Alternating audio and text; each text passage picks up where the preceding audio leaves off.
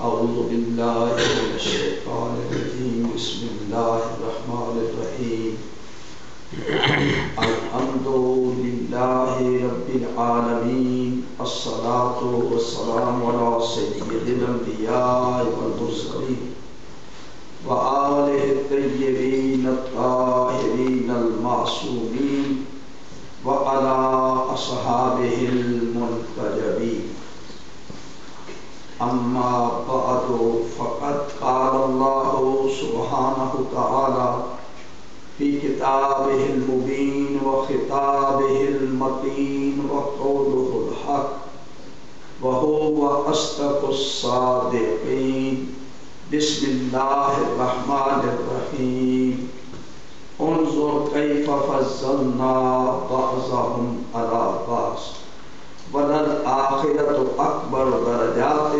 وَأَكْبَرُ تَفْضِيلًا صلی اللہم صلی علی محمد وآل محمد اللہم صلی علی محمد وآل محمد۔ میرے محترم سامعین، خداوند قدوس اپنے پاک و محکم کلام میں سورہ بنی اسرائیل میں ارشاد فرمایا ہے انظر کیف فضلنا بعضهم علی بعض، نظر کرو، غور کرو، دیکھو۔ انظر امر کا صیغہ ہے، مضارع کا نہیں ہے یا حال نہیں، ماضی نہیں، امر کا صیغہ ہے۔ انظر، دیکھو، غور کرو، فکر کرو۔ کیف فضلنا بعضهم علی بعض، ہم نے بعض کو بعض پر کیسے فضیلت دی ہے۔ بسم اللہ بسم اللہ۔ ہمیں متوجہ کیا جا رہا ہے اور آرڈر دیا جا رہا ہے کہ آپ غور کرو کہ ہم نے کس کو فضیلت دی ہے، کس پر دی ہے، کیسے دی ہے۔ اب غیر سوچے سمجھے آپ جس کو چاہے اوپر لے جائیں، جس کو چاہے نیچے لے جائیں، یہ کبھی دیکھا ہی نہیں کہ اللہ نے کیا فیصلہ کیا ہے۔ یہ بات سمجھنا ہے۔ انظر کیف فضلنا بعضهم علی بعض وللآخرۃ اکبر درجات واکبر تفضیلا، اور آخرت میں تو درجے اور بھی ان کے بلند ہیں اور فضیلت اور بڑھ چڑھ کر ہے۔ ماشاءاللہ ماشاءاللہ۔ اس دنیا میں بھی ہم نے ان کو فضیلت دی ہے، اور جن کو ہم نے اس دنیا میں فضیلت دی ہے وہ اگلی دنیا میں بھی اس سے بڑھ کر فضیلت ہوگی اور درجے ہیں۔ یہ کیوں اللہ تعالیٰ نے حکم دیا؟ اللہ تعالیٰ کے حکم حکمت سے خالی نہیں ہے، سوچنا چاہیے۔ یہ قرآن مجید ہماری ہدایت کے لیے کتاب آئی ہے، تو اسی میں جو احکام ہمیں مل رہے ہیں، حکم صادر ہو رہے ہیں ہمارے لیے، اس پہ غور کرنا چاہیے۔ اب ہمارے بھائی بغیر سوچے سمجھے نہیں، سوچے سمجھے کرتے ہیں، بہت سوچ کے۔ بعد انبیاء حضرت ابوبکر سب سے افضل، ان کے بعد حضرت عمر، ان کے بعد حضرت عثمان، ان کے بعد حضرت علی۔ یہ بات سمجھ میں آ رہی ہے؟ ہم تو کہتے ہیں کہ حضرت علی کو یہ صرف چمچے میں رکھا ہے، چمچے میں بھی نہیں مانا گیا، صرف حضرت علی کے خلاف،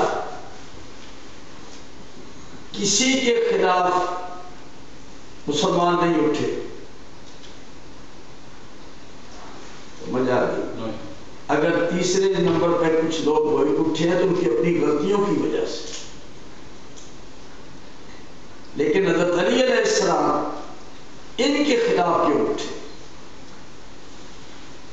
تو آج تھوڑا سا اس پر روشنی ڈالوں گا کہ اللہ نے کس کو فضیلت دی ہے اور آپ کس کو بلند کر رہے ہیں۔ صلوات پڑھیں ذرا بلند آواز سے اللہم صلی علی محمد و آل محمد۔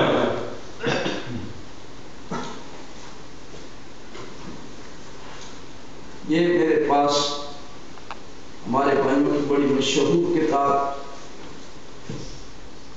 یہ امیر المومنین علیہ السلام کے اس میں فضائل ہے، اور یہ ہے شافعی العقیدہ، بڑے مشہور ابو الحسن علی بن محمد الواسطی، یہ مشہور ہے ابن مغازلی کے نام پر،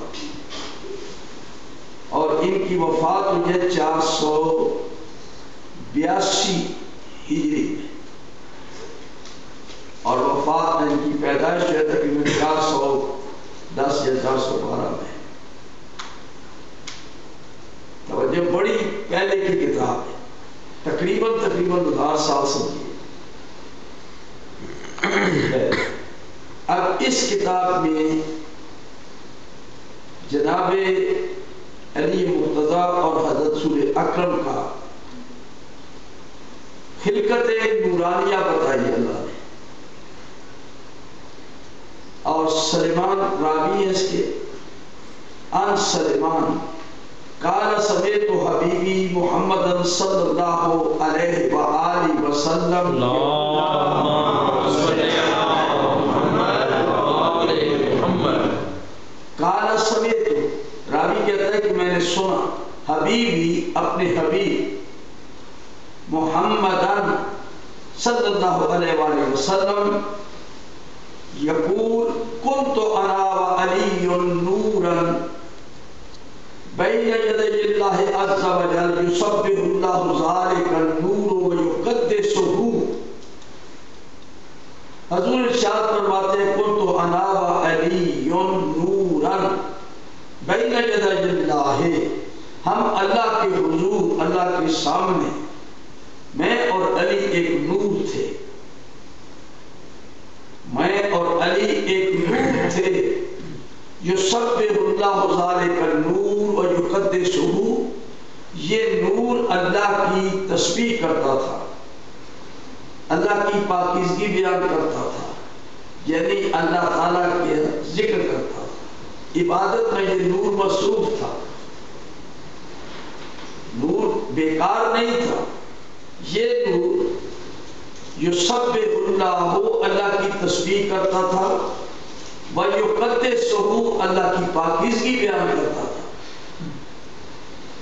قبل ان یخلق اللہ آدم ب14,000 عام، آدم علیہ السلام کی خلقت سے 14,000 سال پہلے یہ نور اللہ کی عبادت کرتا تھا۔ فلما خلق اللہ تعالی آدم، بس جب اللہ تعالیٰ نے آدم علیہ السلام کو پیدا کیا، راکب ذالک النور فی صلبہ، اللہ نے اس یہ نور سوار ہو گیا، اللہ نے اس کو رکھ دیا آدم کے صلب میں، فلم یزل فی شیء واحد، یہ بالکل ایک ہی نور رہا ہے، ایک ہی چیز رہا ہے، جمع رہا ہے، الگ نہیں ہوا، حتیٰ اشترک فی صلب عبد المطلب، یہاں تک کہ صلب عبد المطلب میں آ کر یہ نور 2 حصوں میں بٹ گیا، یعنی آدم کے صلب سے چلا اور صلب عبد المطلب تک یہ اکٹھا ایک جز تھا، ایک ہی، ان میں کوئی افتراق نہیں تھا، لیکن صلب عبد المطلب میں یہ 2 حصوں میں بٹ گیا، قسمن فی عبداللہ و قسمن فی ابی طالب، ایک حصہ اس کا صلب عبداللہ میں قرار پایا، ایک حصہ صلب ابو طالب میں قرار پایا۔ اس کے بعد پھر حضور فرماتے ہیں ففی النبوہ وفی علی الخلافہ، عبداللہ کے صلب سے میں پیدا ہوا، میرے لیے نبوت ہے، اور صلب ابو طالب سے علی پیدا ہوا، وفی علی الخلافہ، اور علی خلیفہ ہے۔ کچھ سمجھ آ رہی ہے؟ حیران ہو گئے آپ لوگ، حیران ہو جاتے ہیں بات سن کے۔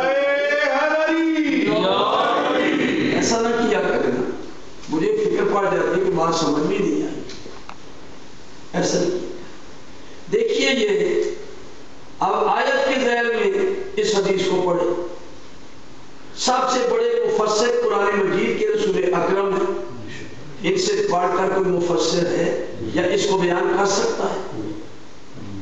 اللہ تعالیٰ نے حضور کو قرآن مجید کا علم دے کر بھیجا. پہلے علم دے کر پڑھا کر بھیجا, پھر قرآن کو نازل کیا کہ آپ اس کو امپلیمنٹ کرو.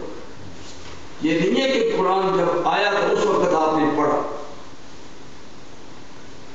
حضور اپنی ذات میں علم قرآن لے کر آئے تھے. حضرت علی علیہ السلام اور رسول اکرم ایک ہے, اور دونوں پاک صلبوں اور پاک شکموں میں منتقل ہوتے رہے. صلب عبد المطلب میں دو حصوں میں بٹ گئے, ایک صلب عبداللہ اور ایک صلب ابو طالب. تو اب یہ نور جو پاک صلبوں اور پاک شکموں میں آیا ہے, ان اللہ تعالی خلقنی و علی من نور واحد بین یدی العرش یسبح اللہ تعالی و یقدسہ قبل ان یخلق اللہ آدم ب14,000 عام فلما خلق اللہ تعالی آدم ساکن صلبہ. حضور کہتے ہیں میں اور علی دونوں ساکن ہو گئے آدم کے صلب میں. ثم نقلنا من صلب طیب و بطن طاہر لا توثق فینا حائلۃ الی صلب ابراہیم. جتنا اور وضاحت کے ساتھ پیش کر رہا ہوں. ہم پاک شکموں اور پاک صلبوں میں آئے, یعنی جس جس صلب میں رسول اللہ کا علی کا نور آیا وہ صلب بھی پاک ہے, رحم بھی پاک ہے. یہاں تک کہ صلب ابراہیم میں پہنچے. فرماتے ہیں کہ ہم ایک تھے. ثم نقلنا الى صلب عبد المطلب فصار قسمین, قسم فی عبد اللہ و قسم فی ابی طالب. صلب عبد المطلب میں یہ نور دو حصوں میں بٹ گیا, ایک صلب عبداللہ میں, ایک صلب ابی طالب. اب اس نور کو پاکیزہ ظرف چاہیے, پاکیزہ. تو جس صلب میں آیا وہ صلب بھی پاک ہے, وہ شکم بھی پاک ہے. حضرت ابو طالب پر کس طرح سے آپ اعتراض کرتے ہیں کہ وہ ایمان نہیں لاتے؟ وہ تو ملت مسلمہ کی فرد تھے, فطری اسلام. توجہ ہے آپ کی, جس میری کتاب نے پڑھنا آپ حضرت علی اور جناب ابو طالب کی اور عبداللہ کی صلب پاک پاکیزہ, ایک میں نور ولایت, ایک میں نور نبوت. تو یہ سب کے سب سلسلہ پاک اور پاکیزہ ہے. اب اس میں یہ آپ کو میں نے پڑھی, اس ابن مقاضی نے لکھا ہے کہ ففی النبوہ وفی علی الخلافہ, میں نبوت لے کر آیا ہوں, علی خلیفہ بن کر آیا. تو اللہ تبارک و تعالی نے حضور کو مدعی بنا کے بھیجا, حضرت علی کو گواہ بنا کے بھیجا. اب جو منصب اور مقام رسول اکرم کا عرش پر تھا, آمد الناس کی خلقت سے پہلے جو حضور کا مقام تھا, اس کا گواہ کون بن سکتا ہے؟ اس کا گواہ وہی بنے گا جو اس کا جرد ہے اور اس کے ساتھ تھا. رسول اکرم کے تمام دعووں کی تصدیق کرنے والے حضرت علی ابن ابی طالب ہیں. کوئی دوسرا نہیں بن سکتا. مصدق جناب محمد مصطفیٰ علی علیہ السلام ہے. لیکن حیرت ہے, حضور نے فرمایا الصدیقون ثلاثۃ, الصدیقون ثلاثۃ, صدیق تین ہیں صرف. حبیب النجار مومن آل یاسین, وحزقیل مومن آل فرعون, وعلی بن ابی طالب وهو افضلهما. یہ مخصوص مخصوص صدیق ہے جو رسول اکرم نے فرمائے ہیں، اور ہمارے بھائیوں کی کتابوں میں بھری پڑی یہ حدیث اس میں موجود ہے، سوائے کے موقع میں بھی موجود ہے، کنز المال میں بھی موجود ہے۔ میں ایک بات کے کئی کی حوالے دیتا ہوں۔ تو صدیق تین ہے، والذی جاء بالصدق وصدق بہ اولئک هم المتقون، وہ ہستی جو صداقت لے کے آئی اور جس نے اس کی تصدیق کی، حقیقت میں یہی اللہ سے ڈرنے والے متقی اور پرہیزگار ہیں۔ یعنی ان کا تقویٰ معیاری ہے، اس سے اوپر کوئی متقی کا تصور نہیں ہو سکتا۔ یہ معیاری متقی ہے، ایک محمد ایک علی اور اس کے بعد ان کی اولاد۔ تو میں فضیلت کے سلسلے میں پہلے تو پیدائش میں بتا رہا ہوں کہ کہاں پر جہاں علی اور محمد ہے ان کی خلقت نورانیہ ہوئی ہے، وہاں کوئی صحابی موجود نہیں۔ صلوات پڑھیں مولانا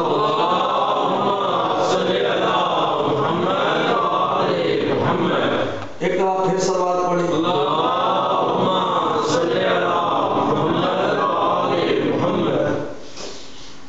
پھر سنیے اسی حدیث کو دوسرے چینل سے ایک سلسلہ روایت اور ہے، جابر بن عبداللہ انصاری اس روایت کرتے ہیں، وہ سلیمان فارسی کی روایت ہے، یہ جابر بن عبداللہ انصاری کی روایت ہے۔ یہ کہتے ہیں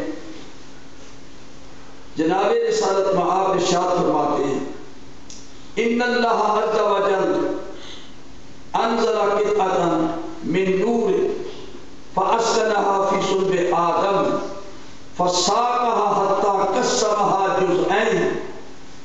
اللہ تبارک و تعالی نے ایک انزل قطعة من نور، اللہ تعالی نے ایک نور کا ٹکڑا، ایک نور کا حصہ نازل فرمایا، فَأَسْكَنَهَا فِي صُلْبِ آدم، اس نور کو اللہ نے ساکن کر دیا صلب آدم میں، فَسَاقَهَا، پھر یہ نور چلتا رہا، چلنا شروع کر دیا اس نور نے پاک صلبوں اور پاک شکموں میں، حتیٰ قسمها جزئین، یہاں تک کہ اس کو تقسیم کر دیا دو جزوں میں، دو حصوں میں، جزءاً فی صلب عبداللہ و جزءاً فی صلب ابی طالب، ایک عبداللہ کے صلب میں گیا، دوسرا ابو طالب کے صلب میں۔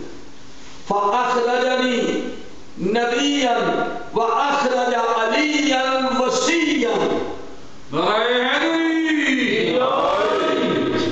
آپ اگر سنیں تو پھر وجہ دے دیا ہے، سمجھ نہیں گیا۔ طاہر القادری صاحب کہتے ہیں کہ اللہ نے کسی کو، رسول نے کسی کو وسیع نہیں بنایا، اللہ نے کسی کو وسیع نہیں بنایا، کوئی وسیع نہیں ہے۔ توجہ ہے آپ کی؟ یہاں پر دیکھیں رسول اکرم کہہ رہے ہیں، تو رسول اکرم مدعی بن کر آئے، حضرت علی مصدق بن کر آئے، رسول اکرم نبی بن کر آئے، حضرت علی علیہ السلام اس کے وسیع بن کر آئے۔ اور جو دعویٰ رسول اللہ نے کیا اپنی رسالت کے ثبوت میں، اس کے صحیح گواہ اللہ کی طرف سے معمور ہے حضرت علی۔ توجہ ہے آپ کی؟ یہاں کسی کی منزل نہیں، حضرت علی علیہ السلام کے بارے میں آپ نے فرمایا ہے، اور قرآن مجید میں ایک اور مقام پر فرمایا، علی کی کوئی برابری کر سکتا ہے؟ افمن کان علی بینۃ من ربہ ویتلوہ شاہد منہ، کیا کوئی برابری کر سکتا ہے اس کو جو اپنے پروردگار کی طرف سے روشن دلیل رکھتا ہو، بینہ رکھتا ہو؟ جب قریش مکہ نے جب حضور کے اوپر اعتراض کیے کہ یہ ان پڑھ کیسے نبی ہو سکتا ہے، اگر اللہ نے نبی بنانا ہوتا تو طائف کی یا مکے کے کسی بڑے آدمی کو نبوت دیتا، نام بھی لوگوں نے لکھا ہے تفسیروں کے اندر، لولا نزل ھذا القرآن علی رجل من القریتین عظیم، ہم اس کو نہیں مانتے، اگر اللہ نے کتاب بھیجنی ہوتی تھی تو یہ دو قریتین جو ہے بڑے قریے، بڑی بستیاں مکہ اور طائف، اس میں سے کسی پڑھے لکھے آدمی کی طرف، بڑے آدمی کی طرف کتاب آ جاتی۔ لولا نزل ھذا القرآن علی رجل من القریتین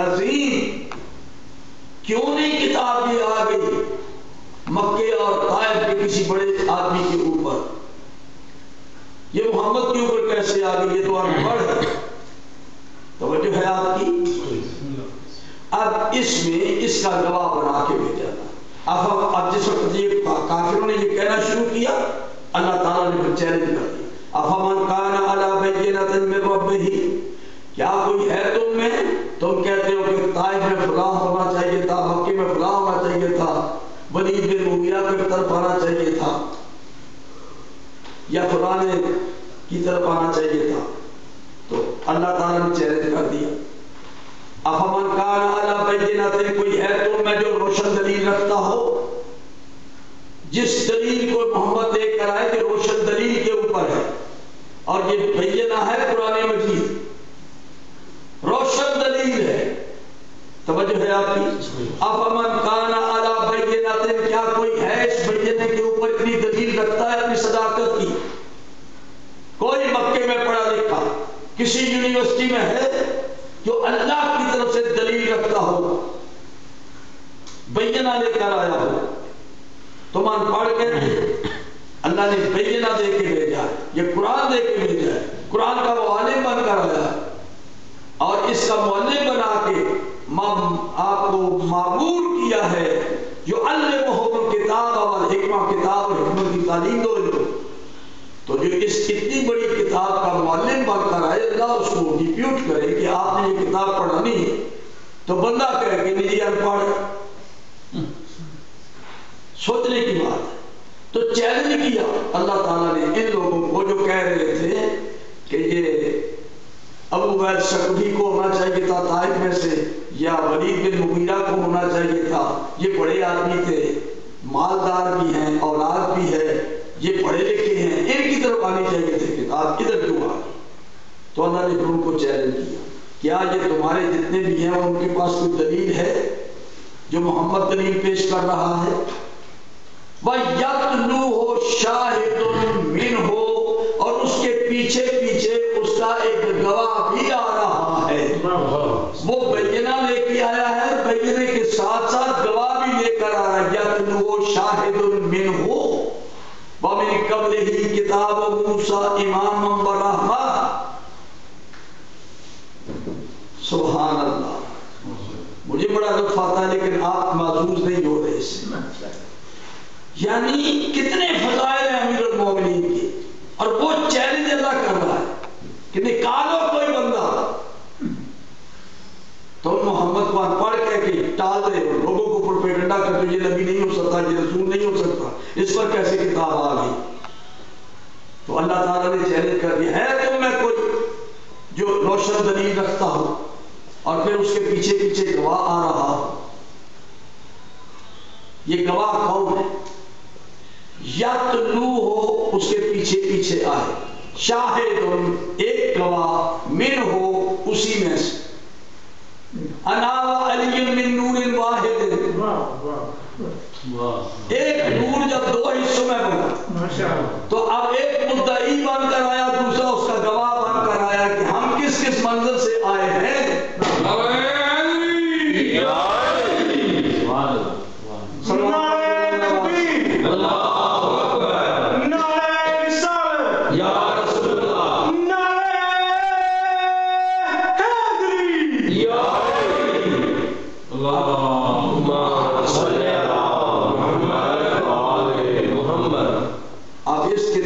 کے بعد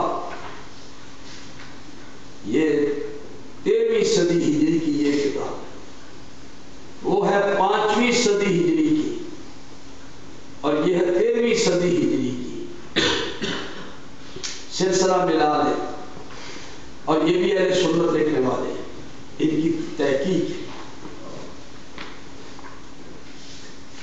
یہ حدیث اسی حدیث کو پیش کر رہے ہیں کسی اور چینل سے۔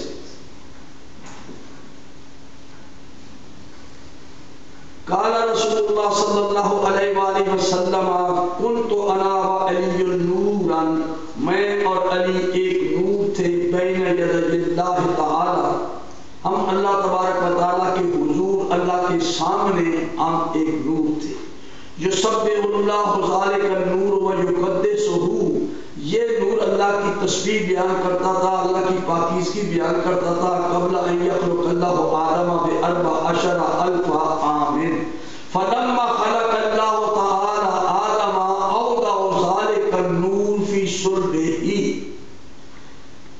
پاک صلبوں اور پاک شکموں میں یہ چلتا چلتا یہاں تک پہنچ گیا اور آدم کے صلب میں اللہ نے ودیت کیا. جب آدم کو پیدا کیا اودع ذلك النور فی صلبہ، ودیت کر دیا اللہ نے اس نور کو آدم کے صلب میں. فلم یزل انا وعلی شیء واحد، ہم میں افتراق نہیں ہوا، ہم الگ الگ نہیں ہوئے، میں اور علی ایک تھے. حتی افترقنا فی صلب عبد المطلب، یہاں تک کہ ہم صلب عبد المطلب میں ہم دو حصوں میں بانٹ گئے. ففی النبوہ وفی علی الامامہ، اس میں پہلے میں خلافت بھی آ گئی. رسول اللہ نے دونوں لفظ بیان کر دیے، مجھ میں خلافت، مجھ میں نبوت ہے، علی میں خلافت ہے. مجھ میں نبوت ہے اور علی میں امامت ہے. تو اب بتائیں جناب کہ اللہ تبارک و تعالیٰ نے تو پہلے انتظام کر لیا، نبی کے ساتھ ساتھ امام کا بھی اعلان کر دیا، خلیفہ کا بھی اعلان کر دیا. اب یہ جو فیصلے اللہ نے کیے ہیں، توجہ ہے نا، یا ایھا الذین آمنوا، ایسا اعلان ایمان، ما کان، اللہ سے ڈرو، ما کان، کسی کے لیے مناسب نہیں ہے، کسی مرد کے لیے کہ وہ اور کسی عورت کے لیے کہ جب اللہ اور رسول کسی چیز کو ڈیسائیڈ کر دیں تو اس میں کوئی اختیار ان کا ہو. اب یہ اللہ کے فیصلے ہیں آلریڈی، ان طے شدہ باتوں میں اجماع نہیں. میں نے بتایا جو امور طے ہو چکے ہیں ان میں شورا نہیں، ان کو تو آپ نے قبول کر کے ان کو فالو کرنا ہے. جو معاملے اللہ نے طے نہیں کیے، جو تمہارے اوپر چھوڑے ہیں، وہ بیٹھے اپنی سوسائٹی میں اپنے معاملات طے کریں شورا کے ذریعے. لیکن جو معاملات اللہ نے فیصلہ کر دیے ہیں، ما کان للمؤمن ولا مؤمنۃ اذا قضى الله ورسوله امرا ان يكون لهم الخيرة من امرهم ومن يعص الله ورسوله فقد ضل ضلالا مبينا.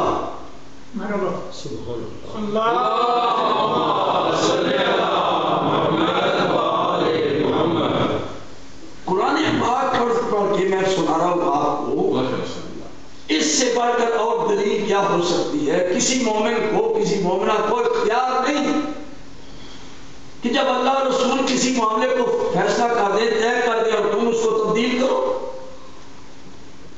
وَمَن يَعْصِ اللَّهَ وَرَسُولَهُ فَقَدْ ضَلَّ ضَلَالًا مُبِينًا. اللہ اور رسول کے فیصلے کو تبدیل کرنا، اس کو امینڈ کرنا، آگے پیچھے کرنا، یہ اللہ اور رسول کی نافرمانی ہے.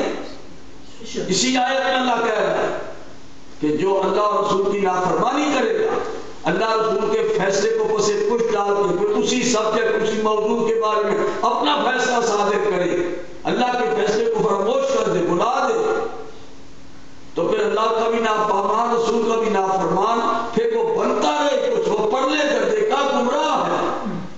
وَمَن يَعْصِ اللَّهَ وَرَسُولَهُ فَقَدْ ضَلَّ ضَلَالًا مُبِينًا. وہ گمراہ ہے. اب یہ بتائیے کہ جو معاملات اللہ رسول نے طے کر دیے، وہ اللہ رسول نہیں چاہتے کہ وہ بندے اس کو سب موضوع بنائے اور اپنی مرضی سے اس میں کاٹ چھانٹ کرے. یہ بنیادی مسائل ہیں. اگر یہ بنیادی مسائل ہی اللہ نے بیان نہیں کیے تو دین کی تکمیل کیا ہوئی ہے؟ اس کا مفہوم کیا ہوگا؟ الیوم اکملت لکم دینکم، یہ اعلان ہوا تو جس چیز پر یہ دین مکمل ہوا، اعلان ہوا، مبارکیں ہوئی، کم از کم اسی کو دیکھ لیں کہ اس دن کیا واقعہ ہوا تھا، کون سی چیز اس دن ہوئی تھی. تو میں آپ کی خدمت میں یہ عرض کر رہا ہوں، ہمارے بھائیوں نے شرح فقہ اکبر کیا، اس موضوع بنایا، یہ اللہ رسول نے طے کیا ہوا تھا، اس کو ایشو بنایا رسول اللہ کی وفات کے اوپر، اور ہنگامہ شروع کر دیا، چلو چلو چلو چلو خلیفہ چنو، امام چنو، رسول اللہ کی باڑی پڑی ہے، تجدید و تکمیل کو اتباع میں رکھو، پہلے یہ کام کرو۔ تو پھر یہ کام کرنا تھا تو اس کی جنرل اناؤنسمنٹ ہونی چاہیے تھی مسجد نبوی کے اندر۔ ایک بندہ آتا ہے چوری سے بلاتا ہے باہر آ جائیے، اب وہ صاحب چلے جاتے ہیں، کانوں میں بات کی تھی ہے، بس چل پڑے۔ انہوں نے دوسرے ساتھ 2 آدمی جناب بھی، حالانکہ ادھر کم از کم سینکڑوں بندے بیٹھے ہوئے تھے، رسول اللہ کی جہاں آپ کی وفات ہوئی ہے لوگ بیٹھے ہوئے، مسجد نبی بھری ہوئی ہے، توجہ ہے آپ کی؟ لیکن ایک آدمی آ کے چپکے سے خاموشی کے ساتھ ایک بندے کو بچوں سے بلاتا ہے اور ان کے کان میں بات کرتا ہے، اور وہ پھر دوسرے آدمی کو اشارہ کرتے ہیں۔ اب یہ 2 آدمی نکلتے ہیں اس پورے جلسے سے، کسی کو اطلاع نہیں دیتے کہ ہم کہاں جا رہے ہیں، اور راستے میں تیسرے کو لے لیا۔ یہ 3 بندے ہیں مہاجر، بس کتنی بہت پبلک تھی رسول اللہ کی وفات پر بیٹھی ہوئی۔ تو یہ وہ مدینے سے باہر نکل گئے، ایک جگہ تھی، اب میں اس جگہ کی تعریف نہیں کرتا، اور وہاں پہنچے، وہاں 2-4 انصار جمع تھے۔ یہ ایک بڑی پلاننگ تھی، ایک ڈرامہ ہے، پلاننگ کے تحت ہوا ہے۔ بہرحال ہم اس کو ایکسپٹ کرتے ہیں، پبلک نے کیا ہے، وہ انہوں نے حکومت بنائی ہے، اب جو جو کام انہوں نے کیے ہیں وہ مولا علی نے کہا کہ ٹھیک ہے ہم مانیں گے۔ مولا علی کو دعوت نہیں کسی نے آگے کہ آپ حکم کریں ہم لشکر لے آئیں، ہم نے کہا خبردار ہٹ جاؤ، میری اس کتاب میں آپ پڑھنا تھا، سمجھ آ گئی؟ اتحاد بین المسلمین کی خاطر اور اس عالم میں امت کو انتشار سے بچانے کے لیے، جبکہ سینکڑوں لوگ منافق بیچ میں موجود ہیں، اور قرآن پاک کہہ رہا ہے وَمِمَّنْ حَوْلَكُم مِّنَ الْأَعْرَابِ مُنَافِقُونَ وَمِنْ أَهْلِ الْمَدِينَةِ مَرَدُوا عَلَى النِّفَاقِ لَا تَعْلَمُهُمْ نَحْنُ نَعْلَمُهُمْ سَنُعَذِّبُهُمْ۔ آپ سنیں حضور، یہ اللہ تعالیٰ کا ارشاد ہے، ممن حولکم من الاعراب منافقون، یہ سورہ توبہ کی آیت ہے، جو سورہ توبہ ترتیب نزولی کے لحاظ سے تقریباً آخری سورہ ہے، فصل لاسٹ بٹ 1۔ اس سورے کے اندر یہ آیت آ رہی ہے، اے میرے حبیب ان کو بتا دو، ممن حولکم من الاعراب منافقون، یہ تمہارے ارد گرد جو دیہات ہیں، جو بدو رہتے ہیں مدینے کے ارد گرد دیہاتوں میں، ان میں بہت منافق ہے۔ وَمِنْ أَهْلِ الْمَدِينَةِ، اور اہل مدینہ کے اندر بھی مَرَدُوا عَلَى النِّفَاقِ، مدینے کے اندر بھی ایسے بندے ہیں جو نفاق کے اوپر بڑے ملے ہوئے ہیں، بہت جنابی، یعنی نفاق میں بہت آگے ایڈوانس ہے۔ پھر کہہ دیا لا تعلمہم، مسلمانوں تم ان کو نہیں جانتے، نا نعلمہم، ہم ان کو جانتے ہیں، ان کو ہم ڈبل عذاب دیں گے اس دنیا میں، اور پھر بڑے عذاب کی طرف ان کو لے جائیں گے۔ تو یہ سورہ توبہ کی ہے، سمجھ میں آ رہی بات آپ کو؟ اس طرح سے منافق موجود ہے، اور جنگ یعنی اللہ تبارک و تعالیٰ نے قرآن میں ایک ذکر کیا ہے فاسق کا۔ فاسق اس چھوٹے کو کہتے ہیں، یعنی بدکار ہوتا ہے، گناہگار ہوتا ہے، اور ایک آدمی کو رسول اللہ نے مال زکوٰۃ کی لیے روانہ کیا تھا کہ بنی مستلق سے زکوٰۃ کلیکٹ کر کے آؤ، انہوں نے جمع کر کے رکھی ہوئی ہے، تو آپ جا کے زکوٰۃ لے آئے۔ وہ فتح مکہ کے بعد وہ مسلمان ہوئے تھے، بنی امیہ سے وہ گئے، پھر واپس آ گئے. انہوں نے جن بندوں پر جانا تھا، جس بستی کے سرداروں نے زکوٰۃ جمع کر کے رکھی ہوئی تھی، بہت مال تھا زکوٰۃ کا، ریوڑ تھا، بکریاں تھی، بھیڑیں تھی، اونٹ تھے، اور کیا ہے غلہ تھا. تو انہوں نے کہا کہ بندہ آپ کا آئے گا تو ہم اس کے ساتھ روانہ کر دیں. بندہ راستے سے واپس آ گیا. رسول اللہ نے کہا کیا ہوا؟ کہتا ہے جی وہ تو لوگ مجھے مارنے کے لیے آ گئے، وہ تو اسلام سے نکل گئے، وہ تو مجھے مارنے کے لیے آئے. حضور نے کہا اچھا. لوگوں نے کہا جی پھر لشکر تیار کریں، ان پر چڑھائی کریں. کہ انہوں نے ہمارے ساتھ بدعہدی کیوں کی ہے؟ انہوں نے اسلام قبول کیا ہے اور اس کے بعد انہوں نے زکوٰۃ جمع کر کے آپ کو پیغام بھیجا کہ آدمی بھیجا، اور آدمی بھیجا تو اس کو مارنے کے لیے آ گئے. اللہ تعالیٰ کی آیت آ گئی. ان فاسق، اگر تمہارے پاس کوئی فاسق خبر لے کے آ جائے تو اس کی تحقیق کر لیا.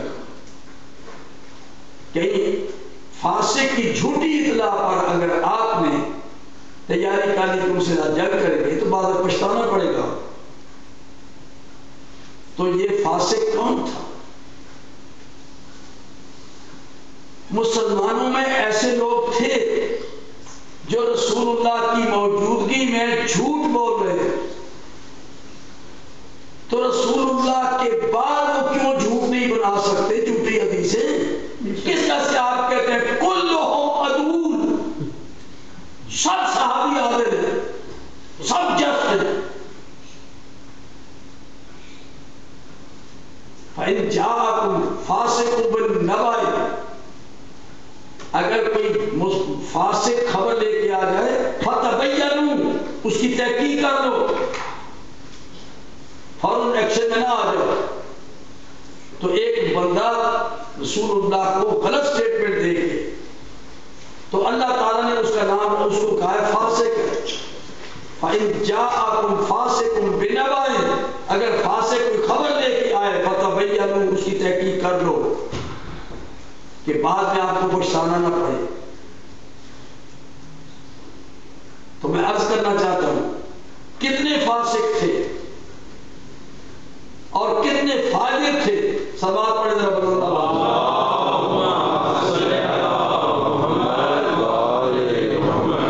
اور بلند آواز سے.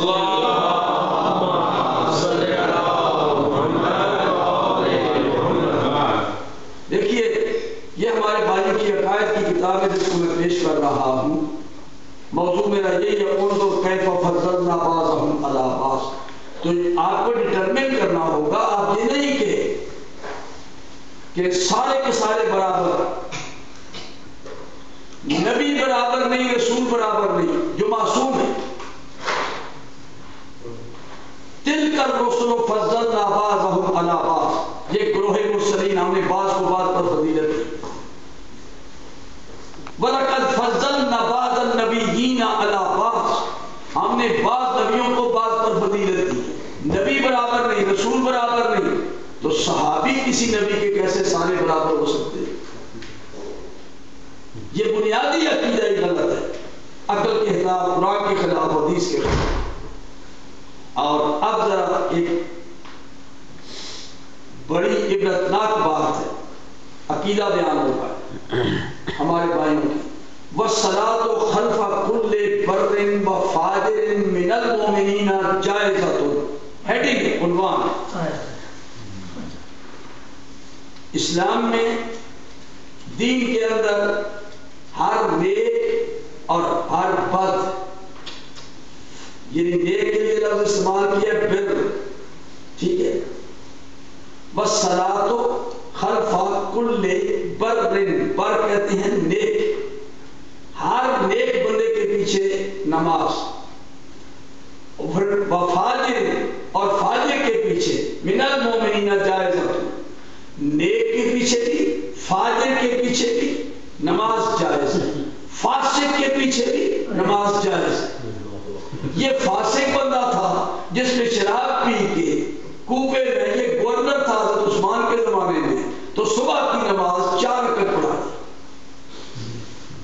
یہ وہی واقعہ میں یہاں بیان کر رہا ہوں. یہ صفحہ نمبر 90 ہے، شرح فقہ اکبر. اب اس میں اللہ تعالیٰ کا صاف حکم ہے، جب آیت ابھی شراب کی حرمت نہیں ہوئی تھی، شراب حلال پیتے تھے لوگ، شراب کی حرمت کی آیت نہیں ہوتی، لوگ جوا بھی کھیلتے تھے، شراب بھی پیتے تھے مکے میں، اور ابتدائی دور میں مدینے میں بھی شراب پیتے رہے، جوا کھیلتے رہے، 5-6 سال کے بعد جا کے یہ حرام ہوئی۔ اس وقت لوگ شراب پی کے نماز میں آ جاتے تھے، نشے میں آ جاتے تھے، تو آیت اتری اللہ تعالیٰ کی، لا تقربوا الصلاۃ وانتم سکارى، ارے نماز کے قریب نہ جاؤ تم نشے میں ہو، کیونکہ نشے میں پھر پتہ نہیں چلتا میں کیا کہہ رہا ہوں۔ تو نماز کے لیے لازمی شرط ہے کہ جو لفظ ادا کر رہے ہیں ان کو آپ سمجھتے ہو کہ میں کیا کہہ رہا ہوں۔ تو ابھی اللہ نے منع نہیں کیا کہ جب نشے میں ہو تو نماز کے قریب نہ جانا، بعد میں یہ مدینے میں یہ حرام ہو گئی، پکی حرام ہو گئی، تو اس کے بعد میں شراب چھوڑ دینی چاہیے تھی، لیکن یہ صاحب ہے جو صحابی رسول ہے، گورنر ہو کر شراب پی کے صبح کی نماز پڑھا رہے ہیں، یہ خود لکھا ہے انہوں نے، اور 2 کی بجائے 4 رکعت پڑھا دی، اور پھر یہ بھی لکھ رہے ہیں کہ عبداللہ ابن مسعود وکان ابن مسعود وغیرہ یصلون خلف الولید ابن عقبہ ابن ابی معیط۔ اتنا بہترین صحابی ہے جس کے بارے میں رسول اللہ نے فرمایا کہ قرآن 4 بندوں سے سیکھو، ان میں ایک عبداللہ ابن مسعود ہے، ایک ابی بن کعب ہے، ایک معاذ بن جبل ہے، ایک سالم ہے۔ یہ 4 بندے رسول اللہ نے لیے پورے مسلم کمیونٹی کے اندر، حضرت علی کا نام یہاں نہیں لیا کیونکہ یہ حدیث ان کی اپنی ہے، یہ 4 آدمی ان سے قرآن لو۔ عبداللہ ابن مسعود حضرت علی کا شاگرد ہے، ابی بن کعب حضرت علی کا شاگرد ہے، بڑا فاضل، 70 صورتیں اس نے عبداللہ ابن مسعود نے رسول اللہ کی زندگی میں خود جمع کی تھی۔ اب یہ بندہ اس کے پیچھے نماز پڑھ رہا ہے، تو آپ ذرا نماز کی اہمیت کو دیکھیں، نماز دلیل خلافت کیسے بن سکتی ہے؟ سمجھ رہی ہیں آپ؟ یہ نماز کا ایک، حالانکہ وہ نماز بھی نہیں ہے، وہ بات ہی غلط ہے، لیکن کہہ دیا کہ جنہوں نے نمازیں پڑھائی، تو نماز تو دلیل خلافت نہیں ہو سکتی۔ کتنے فاضل بندے ہیں، حافظ قرآن، اور آگے جناب علی ولید بن عقبہ جو گھر نماز پڑھا رہا ہے اور شراب پی ہوئی ہے، اور اس سے اسی یہی لکھا ہوا ہے کہ اس شخص نے نماز 4 رکعت پڑھا دی۔ کانا یشرب الخمر حتی انہ صلی بہم الصبح مرۃ 4، وہ شراب کے نشے میں تھا اور اس نے 4 رکعت نماز پڑھا دی صبح کی۔ بات سمجھ آ گئی؟ اب ہونا یہ چاہیے تھا جب یہ ڈکلیئر ہو گیا تو نماز کا اعادہ ہونا چاہیے تھا، لیکن اعادہ نہیں ہوا، بس نماز ہو گئی۔ اور یہاں اس واقعے سے دلیل بنی، مسئلہ بنا، بجائے اس کے کہ فوراً کہتے کہ یہ غلط ہے، نماز دوبارہ ہونی چاہیے، اس کو جسٹیفائی کیا جا رہا ہے اور اس کے لیے اس کو قانون بنایا جا رہا ہے۔ اور قانون یہی جو عبارت میں نے پڑھی ہے، کہتے ہیں کہ ہر نیک اور فاجر کے پیچھے نماز جائز ہے، اس واقعے کو دلیل بنا کر نماز کو جائز قرار دیا جا رہا ہے۔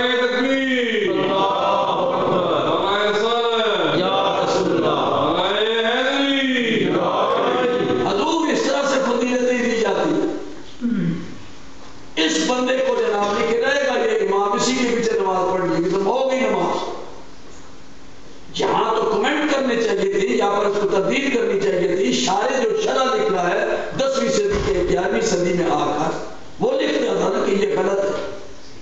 وہ اس وقت حکومت تھی، قبضہ ان کے پاس ہے، بنو امیہ کی حکومت ہے، راج ہے، اور خلافت راشدہ ہے، یہ بھی نہیں۔ حضرت عثمان رضی اللہ عنہ کا گورنر ہے، ان کا بنایا ہوا۔ یہ بات سمجھ میں آئی؟ انظر کیف فضلنا بعضهم علی بعض، دیکھو کہ بعض کو بعض پر ہم نے کیسے فضیلت دی۔ تو اللہ تعالیٰ نے کس کو فضیلت دی؟ سلوات ذرا پڑھے بلند آواز سے۔ کس کو ہمیں فضیلت دی؟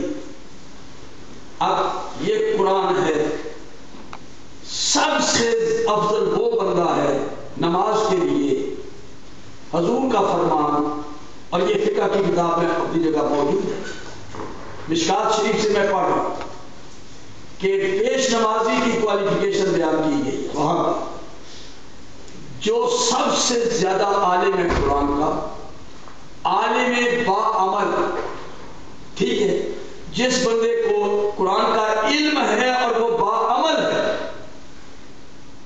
وہ نماز لیڈ کرے گا. یہ حضور کا فیصلہ، اللہ کا فیصلہ ہے. اس کے بعد اگر دو آدمی فرض کیا، جماعت والے دیکھتے ہیں کہ دو آدمی علم میں برابر ہیں، تو پھر دیکھا جائے گا حدیث کا علم کس کو ہے، سنت کا علم کس کو ہے، پھر سنت دیکھی جائے گی. تو میں ان دو ہی چیزوں کو پہلے رکھوں گا، یعنی قرآن اور سنت کا جو سب سے بڑا عالم ایز ویل ایز عامل ہوگا اس کو حق ہے کہ وہ نماز پڑھائے. اب دیکھتے ہیں کہ رسول اللہ کے بعد سب سے بڑا عالم قرآن کون ہے؟ فقہ کا سب سے زیادہ عالم. حضور کا یہ فرمانا انا مدینۃ العلم و علی بابها من اراد العلم فلیات الباب، میں علم کا شہر، علی دروازہ ہے، جو علم چاہتا ہے وہ دروازے کے پاس آ جائے. تو رسول اللہ اپنے علم کا دروازہ بتا رہے ہیں. تو اس کا معنی یہ ہے کہ جو کچھ رسول اللہ کے پاس علم ہے اس کا وارث حضرت علی ہے، اور حضور نے کسی اور کا نام نہیں لیا کہ اس کے تھرو میرا علم تم تک پہنچے گا. بات سمجھ میں آ گئی؟ جو علم چاہتا ہے اس کے پاس آ جائے. تو علم قرآن یہ تو ہے کہ رسول اللہ نے کہا میرا علم جتنا ہے وہ سارا علی کے پاس ہے، علی میرے علم کا وارث ہے. اب حدیث بھی سنیے، حضور نے فرمایا، یہ سورہ کے برقع میں بھی اس میں ہے، جناب المعدت میں ہے، اور یہ حدیث کنز المال کی 11ویں جلد میں ہے جسے میں پیش کرنے لگا. علی باب علمی و مبین لامتی ما ارسلت به من بعدی حبه ایمان و بغضه نفاق والنظر الیہ رافت والمودته عبادہ. علی میرے علم کا دروازہ ہے، مبین لامتی، اور امت کے لیے بیان کرنے والا ہے اس چیز کو جو میں اللہ سے لے کر آیا ہوں. یعنی رسول اللہ کی کلیئر کر رہے ہیں اپنے پورے مجمع کے اندر، صحابہ کا پھاٹے مارتا ہوا سمندر ہے اور اس میں ڈکلیئر کر رہے ہیں علی باب علمی و مبین لامتی ما ارسلت به من بعدی. یہ جو چیز میں اللہ سے لے کر آیا ہوں اس چیز کو علی بیان کرے گا. علی مبین ہے، اس کو واضح بیان کرے گا. حبہ ایمان و بغضہ نفاق، علی کی محبت ایمان ہے اور علی کا بغض منافقت ہے. والمودۃ عبادہ، اور علی کی مودت عبادت ہے.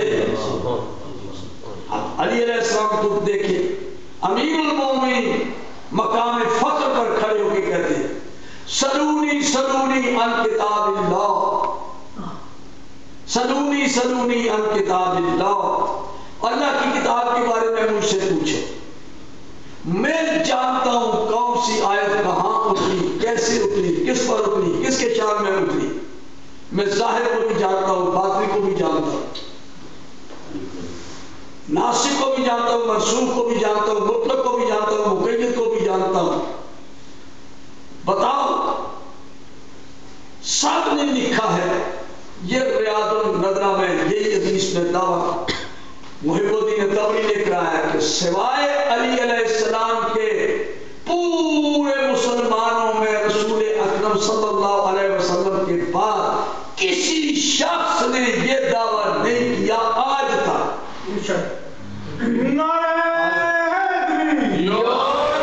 آج تک کسی نے یہ دعویٰ نہیں کیا.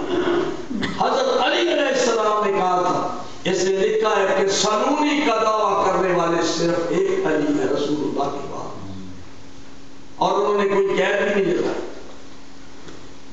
اور خاص کر کے کتاب کا ذکر کر فرماتے ہیں کہ اللہ کی کتاب کے بارے میں تو مجھ سے پوچھو، اللہ کی کتاب کے بارے میں تو مجھ سے پوچھو، مجھ سے بہتر اس کا جاننے والا تم میں کوئی نہیں. تو اب یہ دو چیزیں ریاض النظرہ سے بھی میں پڑھنے لگا ہوں. طاہر القادری صاحب کہتے ہیں کوئی وارث نہیں ہے نبی کا, نبی نے کوئی ورثہ نہیں چھوڑا, کوئی وارث نہیں. سنتے رہتے ہیں نا, سنتے رہتے جی, کوئی نبی نے وارث نہیں بنایا, نبی کی کوئی وراثت نہیں, کوئی وراثت نہیں. یہ تقریر میں کہہ رہے ہیں. سبحان اللہ, تو کتابوں میں جگہ جگہ لکھی وہ پھر بتائیے. اب دیکھیے اس ریاض النظرہ محب الدین تبری میں حضور فرماتے ہیں لِكُلِّ نَبِيٍّ وَصِيٌّ وَوَارِثٌ, لِكُلِّ نَبِيٍّ وَصِيٌّ وَوَارِثٌ, ہر نبی کا ایک وصی اور وارث ہوتا ہے. ان علیٰ وصی ووارثی, ان علیٰ وصی ووارثی, علی میرا وصی بھی ہے اور میرا وارث بھی ہے, علی میرا وصی بھی ہے اور میرا وارث بھی ہے. یہ رسول اللہ نے کہا.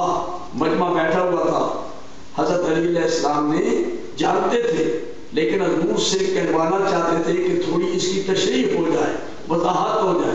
حضرت علی علیہ السلام نے کہا یا رسول اللہ من ارثو کا, یا رسول اللہ یہ بتائیں آپ کی وراثت کیا ہے, میں جس کا وارث بنوں گا وہ آپ مجھے وراثت تو بتا دیں, آپ کی وراثت کیا ہے.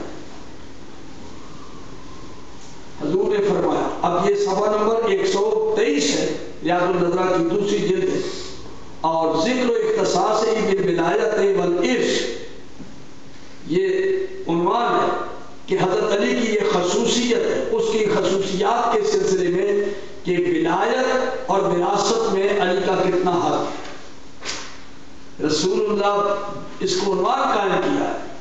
اور ان بریدہ راوی ہیں حضور کے صحابی, قال رسول اللہ صلی اللہ علیہ وآلہ وسلم لکل نبی وصی ووارث ان علی الوصی ووارثی, ہر نبی کا ایک وصی ہوتا ہے, وارث ہوتا ہے, بے شک علی میرا وصی بھی ہے, میرا وارث بھی ہے. اور اس کے بعد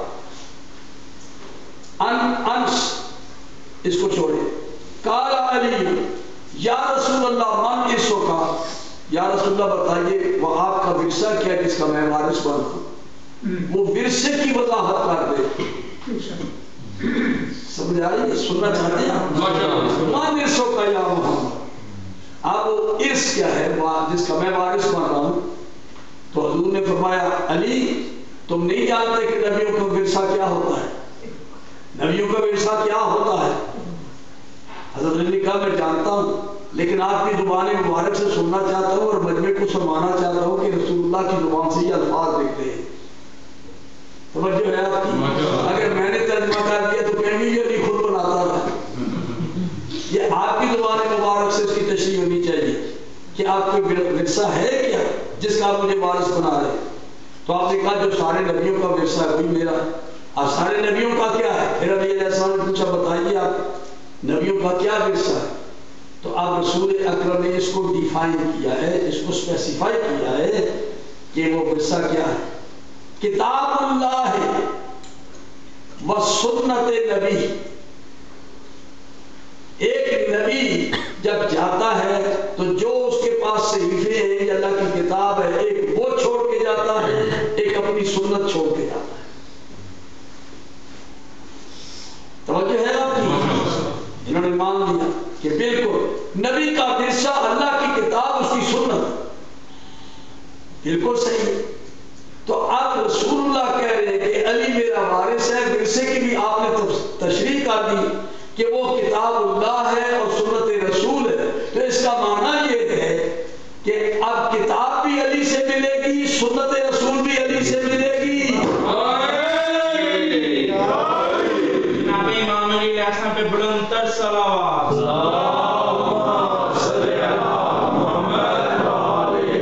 اور کوئی یہ کتاب و سنت, کتاب کے بھی وارث علی, سنت رسول کے بھی وارث علی.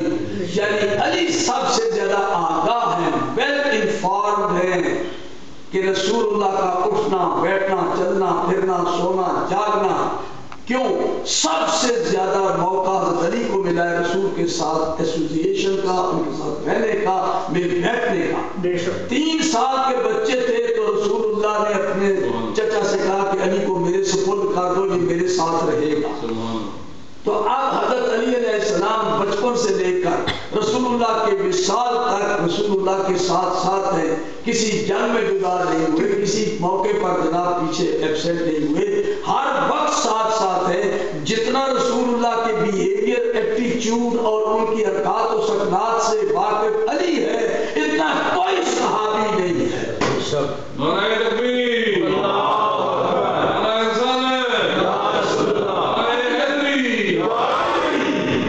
تو اب سنت رسول کے ترجمان علی ہو سکتے ہیں کہ سنت رسول کیا ہے، اور قرآن کے بارے میں تو یہ بھی اللہ نے رسول اللہ نے کہہ دیا کہ قرآن اللہ کی کتاب جو میں لے کے آیا ہوں یہ میرا ورثہ ہے، میری سنت۔ تو اب سنت دونوں چیزیں، قرآن بھی ادھر ملے گا علی سے، سنت رسول بھی ملے گی۔ تو اب حقیقت میں سنی جس کو کہتے ہیں نا سنت رسول کے حوالے سے، وہ زیادہ جناب بہتر سنی ہم ہیں۔ اس حوالے سے ہم نے قرآن کی حضرت علی سے لیا ہے، سنت رسول بھی حضرت علی سے لیا ہے۔ حضرت رسول علی کے بڑھ کر نہ کوئی قرآن جانتا ہے نہ سنت رسول سے آگاہ ہے۔ یہ ہے قرآن اور سنت علی علیہ السلام سے لو۔ سنت بھی وہ جانتے ہیں، انشاءاللہ میں آئندہ آپ کی خدمت میں پیش کروں گا، بتاؤں گا کہ رسول اللہ نے اس کو جب کہا ہے کہ قرآن سنت کا وارث علی ہے، ہر رازدار ہے علی رسول اللہ کی، سیکرٹ بھی جانتے ہیں حضرت علی۔ حضور نے فرمایا ہے کہ علی کو مجھ سے کیا نسبت ہے، یکسی دینی، میرے سارے قرضے علی ادا کرے گا، جو میرے پاس ہے وہ لوگوں کو بجائے گا، میرے وعدے پورے کرے گا، میرے قرضے ادا کرے گا۔ کیوں؟ علی منی و انا من، علی منی و ما انا من، علی مجھ سے میں اس سے ہوں، میرا راستان ہے۔ تو حضرت علی علیہ السلام کا جہاں مقام ہے وہاں کوئی صحابی نہیں پہنچ سکتا۔ اگر علی علیہ السلام کو یہ مقام دے دیا جاتا چوتھے نمبر پر بنانے کے بعد بھی، تو یہ واقعہ کربلا، یہ ٹریجڈی، یہ المیہ نہ ہوتا کہ عیسائی نہیں، یہودی نہیں، کافر نہیں، مسلمان نہیں۔ مسلمانوں کو اس بات کا علم نہیں ہے کہ ہم کس کے ساتھ جنگ کر رہے ہیں، کتنا معیار اور کتنا جناب کانسیپٹ نبوت کا، امامت کا، خلافت کا کتنا گر گیا۔ 50 سال کے بعد یہ واقعہ ہوا رسول اللہ کی وفات کے بعد۔ اسی لیے امام حسین کہتے تھے کہ میں مدینے میں رہا تو چپکے سے مجھے مار دیں گے، مکے میں حاجیوں کے طواف کے دوران مجھے مار دیں گے، پتہ نہیں چلے گا، میں مرنا چاہتا ہوں لیکن کھلے میدان میں۔ ہر مورخ کی نظر جائے گی کہ کیوں حسین کو قتل کیا، حسین کے ساتھ کون کون تھا، حسین کے مخالف کون تھا۔ یہ بہت بڑا اہم واقعہ ہے تاریخ انسانیت میں، تاریخ اسلام میں تو بالخصوص انسانی تاریخ کے اندر اتنی بڑی ٹریجڈی نہیں ہے۔ میں انشاءاللہ کبھی آپ کی خدمت میں پیش کروں گا واقعہ کربلا کی خصوصیات۔ یہ واقعہ ممتاز ہے تمام واقعات کے اوپر جو انسانی تاریخ کے اندر محفوظ ہے۔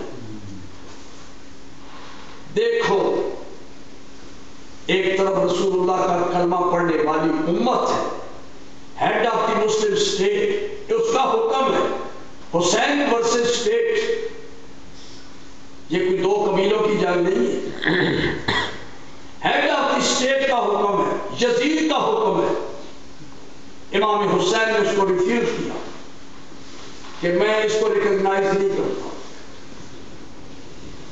ولید گورنر مدینہ نے کہا کہ بیعت کر لے، اس کا خط ہے، اور اس نے یہ جملہ لکھا تھا فَإِنْ أَبَا فَاضْرِبْ عُنُقَهُ وَقَصَ لِيَ بِرَاسِهِ، اے ولید اگر حسین انکار کرے تو گردن مار کے اس کا سر میرے پاس بھیج دے۔ یہ کس طرح کہتے ہیں کہ شیعہ قاتل، شیعہ نے علی قاتل نہیں، شیعہ نے معاویہ ہیں، شیعہ نے عثمان۔ امام حسین 2 محرم کو کربلا میں پہنچے، اللہ اکبر، 3 محرم سے فوجیں آنے شروع ہو گئی۔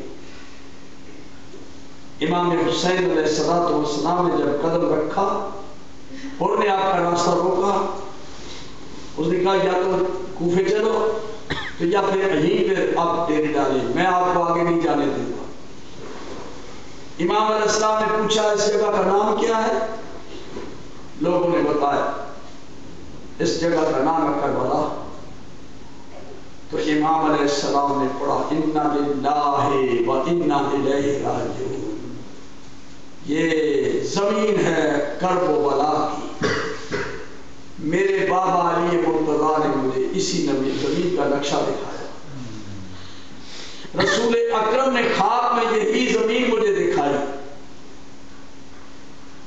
اور جس وقت کہا سارے عباس یہ اونٹوں کو بٹھا دیں، مستورات کو یہ اتارے، بچوں کو اتار دیں، امام علیہ السلام نے تھے، حضرت عباس نے کہا فرزند رسول اس سے بہتر جگہ ہو کوئی اور، جہاں کوئی نزدیک آبادی ہو، تو آپ نے فرمایا نہیں، یہیں پر ہمارے ڈیرے لگیں گے، یہیں ہمارے خیمے لگیں گے، جہاں مستورات کے خیمے ہوں گے وہاں صحاب کے خیمے ہوں گے، اور یہاں پر مارکا ہوگا، یہاں ہمارے لاشیں بکھریں گے، یہاں ہمیں قتل کیا جائے گا، یہاں فلاں کی شہادت ہوگی، یہاں فلاں کی شہادت ہوگی۔ امام حسین علیہ السلام ایک ایک کا پتہ دے رہے تھے کہ یہی ہمارا ٹھکانہ ہے۔ آپ نے بس اپنے خیمے لگا دیے، سہمے ہوئے بچے، بالکل سفر کی تھکان ہے۔ جناب سکینہ، امام باقر، یہ تو چھوٹے چھوٹے تھے، سکینہ 4 سال کی ہے اور امام باقر 3 سال کی، اور اس کے بعد اور محمد بھی بچے ہیں اور صحابہ بھی بچے ہیں۔ یہ چھوٹے چھوٹے بچے حیران تھے کہ ہم کہاں سے چلے، چلتے چلتے چلتے شہر گزرتے، یہ صحرا میں آ کے ڈیرے ڈال رہے ہیں۔ ایک ایک ایمان سے میں کہتا ہوں کہ ایک ایک فرق قرآن مجید میں آپ کی خدمت میں کیا پیش کروں، اس کو یاد کر لیں۔ ایک آیت میں نے پہلے پیش کی تھی صبر کی تعریف کرتے ہوئے کہ اس اگر آیت کو دیکھیں کہ پورا اس آیت کے لوازمات کو دیکھتے ہوئے، اس کے معنی کو دیکھتے ہوئے، تفسیر کو دیکھتے ہوئے، یہ آیت کن افراد اور کن نفوس مقدسہ کے اوپر منطبق ہوتی ہے۔ وَنَبْلُوَنَّكُمْ بِشَيْءٍ مِّنَ الْخَوْفِ وَالْجُوعِ وَنَقْصٍ مِّنَ الْأَمْوَالِ وَالْأَنفُسِ وَالثَّمَرَاتِ وَبَشِّرِ الصَّابِرِينَ الَّذِينَ إِذَا أَصَابَتْهُمْ مُصِيبَةٌ قَالُوا إِنَّا لِلَّهِ وَإِنَّا إِلَيْهِ رَاجِعُونَ أُولَٰئِكَ عَلَيْهِمْ صَلَوَاتٌ مِّن رَّبِّهِمْ وَرَحْمَةٌ وَأُولَٰئِكَ هُمُ الْمُفْلِحُونَ۔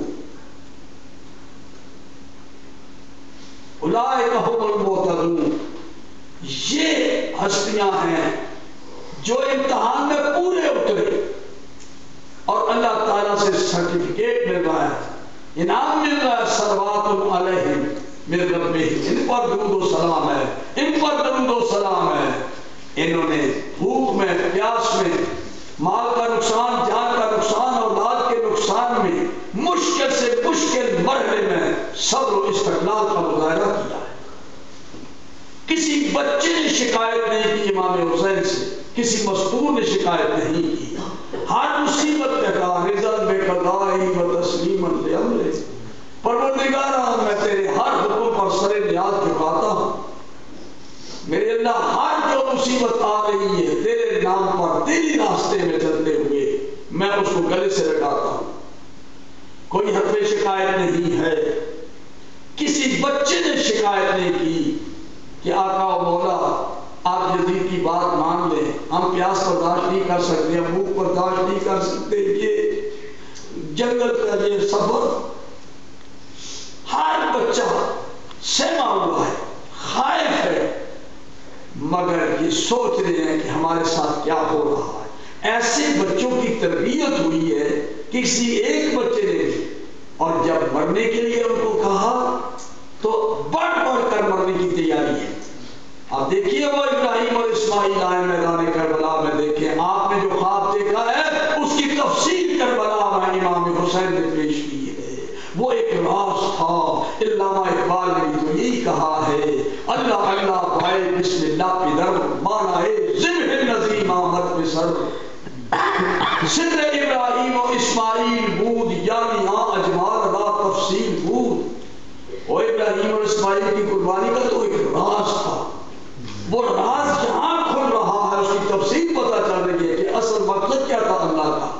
میں نے کل آپ کی خدمت میں عرض کیا تھا کہ خواب آنا بچے کا اور ذبح ہو جائے دمبا، تو یا اللہ اگر دمبا ہی ذبح کرانا تھا تو دمبے کا خواب آنا چاہیے تھا کہ ابراہیم دمبا ذبح کرو۔ توجہ ہے نا آپ کی، خواب دمبے کا آنا چاہیے تھا لیکن خواب بیٹے کا آتا ہے اور دمبا ذبح ہوتا ہے۔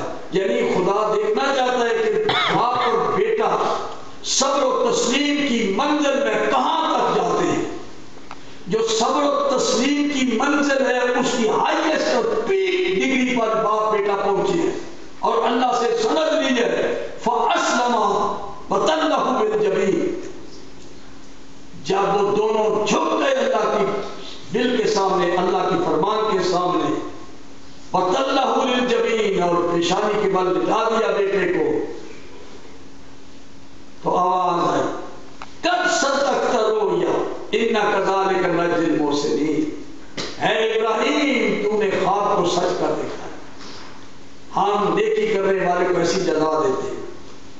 یقیناً یہ بہت بڑی آزمائش تھی، اوپن ٹیسٹ تھا تیرا اور تو اس میں پورا اترا۔ حضرت ابراہیم جاننا چاہتے ہیں پروردگار کی حکمت کیا ہے، میں کامیاب ہو گیا، بچہ دبا ہونا چاہیے تھا، دمبا دبا ہو گیا، تو آواز آتی ہے ابراہیم ہم نے اس کا فدیہ دے دیا ہے تیری ذریت میں سے، جب وقت پڑے گا ہم لیں گے۔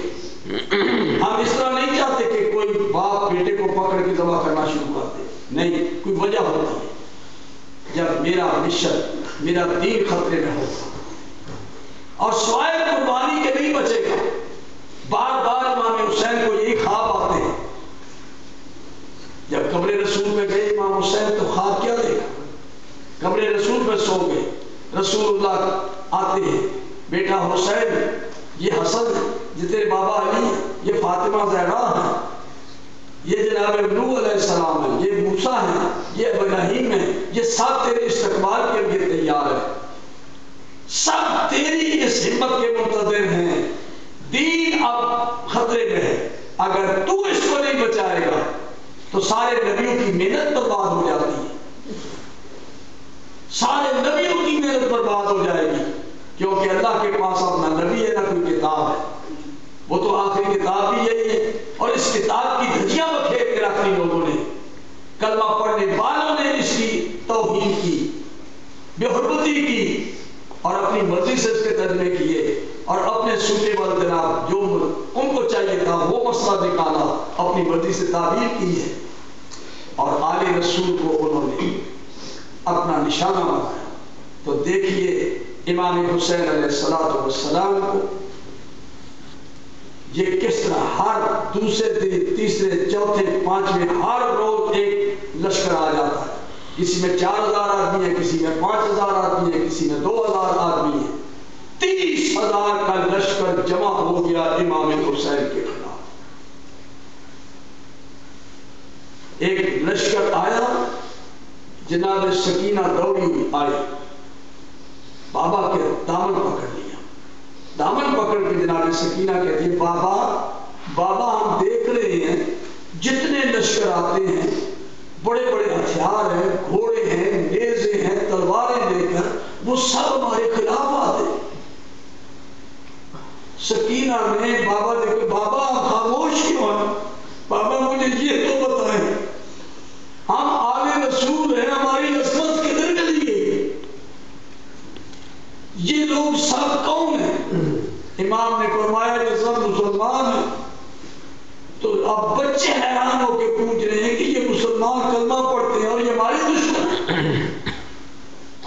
کی قسم آپ دیکھیں جناب امام حسین نے ننھی بچی کو اٹھا لیا، پیار کیا اور آپ کے سر پہ بوسے دے کے کہتے ہیں بیٹی یہ تیری بھی آزمائش ہے، میری بھی آزمائش ہے۔ اللہ اکبر۔ جس وقت امام حسین علیہ السلام کو آخری رات جو مہلت ملی تھی عبادت کے لیے، میں اس کا ایک منظر پیش کرنا چاہتا ہوں۔ یزید کے لشکر میں تیاری ہو رہی ہے، عمر سعد کے گھوڑوں کی نال بندی ہو رہی ہے، تلواریں زرائع میں بجھائی جا رہی ہیں، تیر جو زیر میں بجھائی جا رہی ہیں، اپنے ہتھیاروں کو تیز کر رہے ہیں۔ اور ابن یزید ریاحی جو امام حسین کا راستہ روکا، جس نے 1000 کا سالار تھا، وہ اس کے بھائی نے کہا اب ہم کیا دیکھتے ہیں؟ اب دیکھیے رات کی تاریکی ہے، آخری شب ہے، شب عاشور۔ سبحان اللہ۔ ان کا بھائی پکڑ کے کہتا ہے ان کو ذرا کوئی وزن کیا ہے، تم دیکھتا ہے یہ 10 راتیں گزر گئی ہیں، ہم بھی دیکھ رہے ہیں، ادھر حسین ہے اور ادھر رسول اللہ کی امت ہے، بادشاہ وقت ہے، ہم اس کے ماتحت افسر ہیں۔ یہ مارکا جو ہو رہا ہے، کبھی ذرا وزن کر کے دیکھنا کہ اللہ کس کی طرف ہے۔ یہ چھوٹے چھوٹے بچے صبح اٹھنا شروع ہو گئے، ختم ہو جائیں۔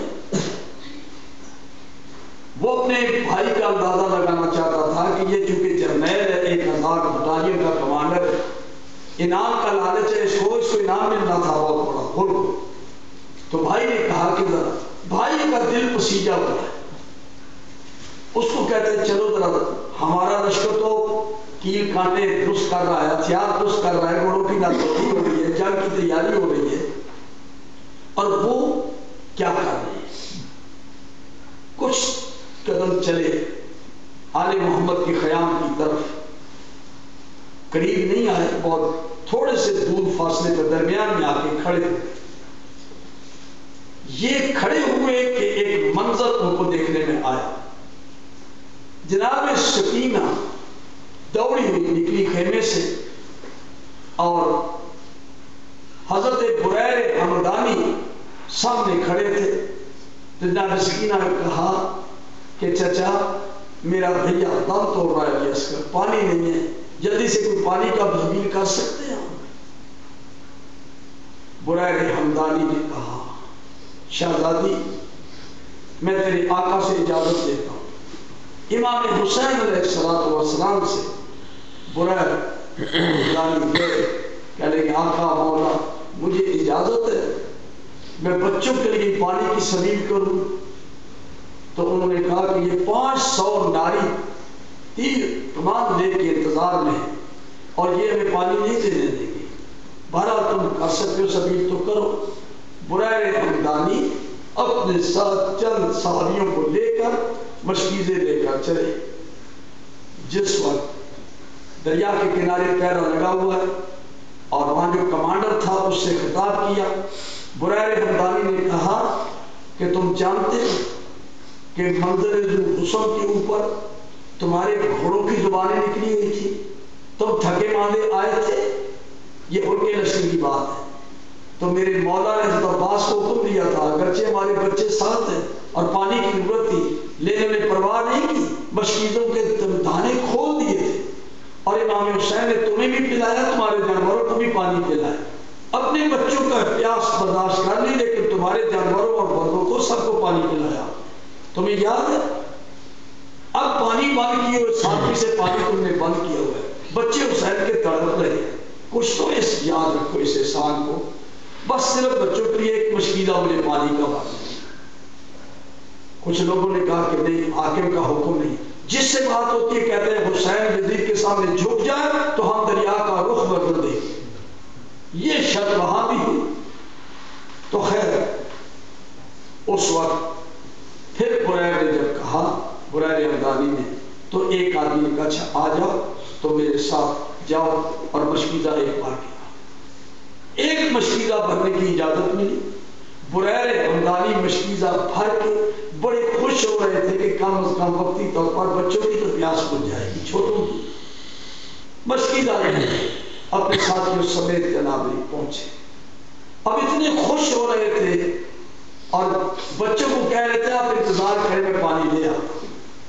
جب خیموں کے قریب پہنچے، 50 گز 100 گز کے فاصلے پر پہنچے تو بریر ہمدانی نے بے ساختہ کہا سکینہ سکینہ، محمد واقع یہ چھوٹے چھوٹے بچے کٹورے لیے ہوئے اپنے اپنے خیموں سے نکل پڑے۔ جب یہ دوڑتے ہوئے آ رہے تھے نا تو بریر ہمدانی بڑا خوش تھا اپنی کامیابی کے اوپر کہ آل محمد کے پیاسے بچوں کو سیراب کرنے کی سعادت حاصل کرنا، ان کا اوسر کا جام ملے گا مجھے۔ جب قریب بچے آئے اس نے اپنے کندھے سے مشکیزہ اتارا اور اتار کے اس نے اس کا جو تسمہ تھا وہ کھولنا شروع کیا۔ ابھی تسمہ اس کے ہاتھ میں تھا، مشکیزہ زمین پہ رکھا کہ بچے آئیں ایک ایک جام بھر کے دے گا۔ دوڑتے ہوئے ایک بچہ آیا، اس کا پاؤں ٹھکرایا اور مشک کے اوپر گر پڑا۔ وہ اس کا گرنا تھا کہ مشک کا پانی بہہ گیا، سارے کا سارا پانی ریت میں جذب ہو گیا، ایک بوند کسی بچے کو پانی نہ مل سکا۔ سب بچوں نے اپنے خشک گلے ترائی کے اوپر رکھ دیے، العطش العطش کی فریاد کر کے رونے لگے کہ ہماری یہ کیا نصیبہ کہ مشک آئی مگر کوئی بچہ سیراب نہ ہو سکا۔ یہ منظر اور بھی دیکھ رہا تھا، اس کا بھائی بھی دیکھ رہا تھا۔ بھائی نے پکڑ کے کہا اور اس سے بڑا ظلم اور کیا ہوگا؟ خوب پی رہے ہیں، جانور پانی پی رہے ہیں، سب کے لیے پانی مباح، مگر آل رسول پر تم نے پانی بند کیا ہوا ہے۔ کل کیا جواب دے گے رسول اللہ کو؟ اس وقت سے اتنے متاثر ہوئے کہ روتے میں دونوں بھائی واپس آ گئے۔ صبح سویرے عمر سعد نے آرڈر دیا کہ سب بابردی ہو کے تیار ہو جائیں، آج ہم صبح سورج طلوع ہوگی، جنگ کا آغاز ہوگا۔ حضرت حر اور اس کا بھائی پریشان تھے اور ادھر ادھر کی کوشش کر رہے تھے کہ کسی طریقے سے ہمیں موقع ملے اور ہم یہاں سے نکل پڑے۔ بہرحال جس وقت حر کو دیکھا کہ ان کی گردن جھکی ہے، کوئی مایوسی کے عالم میں ہے، تو میرے ساتھ نے پوچھا تمہیں کیا ہو گیا ہے؟ تم تو بڑے اچھے جرنیل ہو، تمہارا تو اچھا لشکر ہے، تمہاری تو بڑی کارکردگی ہے۔ اس نے کہا خاک ہو اس کارکردگی پر، زندگی برباد ہو گئی۔ انہوں نے کہا تم میری بات مانو یا نہ مانو، میرے دل میں انقلاب پیدا ہو چکا ہے۔ انہوں نے کہا کیا جنگ سے بھاگنا چاہتے ہو؟ کہتے ہیں ہاں، میں تیرے لشکر میں رہ کے جنگ نہیں کرنا چاہتا۔ تو پھر جاؤ، امر شاہ اجازت دیتے ہیں۔ انہوں نے کہا میں جاؤں گا، میں جاؤں گا۔ انہوں نے کہا پھر نکل جاؤ۔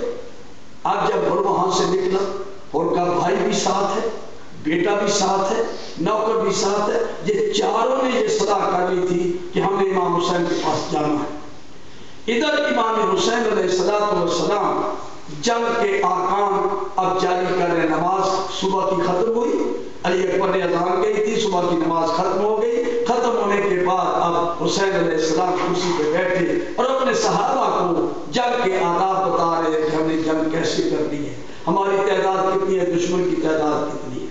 ہر صحابی بڑھ بڑھ کے کہتا تھا آقا اور مولا پہلے مجھے ذرا جہاد دیجیے گا، ایک کہتا ہے پہلے مجھے جہاد دیجیے، پہلے مجھے اجازت دینی چاہیے۔ امام علیہ السلام نے فرمایا ہاں ذرا رک جاؤ، میرا ایک مہمان آنے والا ہے، اللہ، میرا ایک مہمان آنے والا ہے، مجھے اس کا انتظار ہے۔ سب نے کہا کہ کس مہمان نے؟ آپ نے تو خط لکھا تھا سعید کو، وہ تو آ گیا ہے اور حبیب ابن مظاہر پہلے سے موجود ہے، اور اب کس کی آپ کو توقع ہے؟ آپ نے کہا مجھے توقع ہے۔ تھوڑی دیر کے بعد آپ نے حضرت عباس کو حکم دیا، عباس علی اکبر جاؤ، میرا مہمان آ رہا ہے، اس کا استقبال۔